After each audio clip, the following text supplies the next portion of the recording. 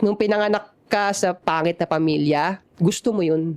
Gusto mo yun. Kumbaga, kumbaga, di ba? Halimbawa, Maganda siyang maganda siya sabihin para to put another perspective sa isang taong nakaka-experience ng ganun. Tsaka tinan mo, hindi, ang maganda sa, wala nga talo eh. Tinan mo kung gaano siya ka-solid, kung saan siya ka-connected na sinasabi ko. Wala nga meaning yung buhay.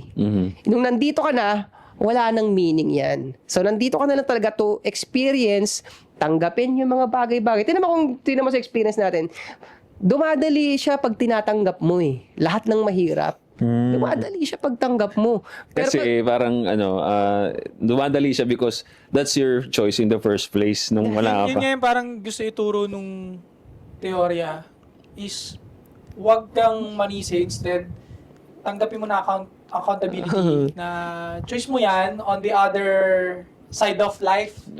Choice mo Pinili talaga. mo talaga yan, nakita mo siya sa malayo pa lang at alam mo na yun ang papasukin mong life pero sinigi mo for the experience. Kaya parang nag-make sense ulit yung accountability, no? Parang, Accountability pa rin talaga tinuturo doon. accountability. Be accountable on what you have right now, and kung nagsasuffer ka man sa family mo ngayon, choice mo yan on the other perspective of life. yeah.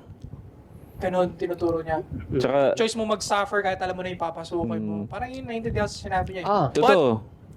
Tsaka yung fact na pagka nagka-accountability nga, mas gumagaan yung loob mo eh. Di ba? Kasi ibig sabihin parang, yun yung choice mo dati, no? So, magandang yun, pre. And last, pag nagkaroon ka ng accountability in the first place, there's plenty spaces in the room para ma-improve mo palalo yung sarili mo. Kasi naumpisahan mo na yung awareness sa self-reflect na accountability, di ba? Napakaganda na.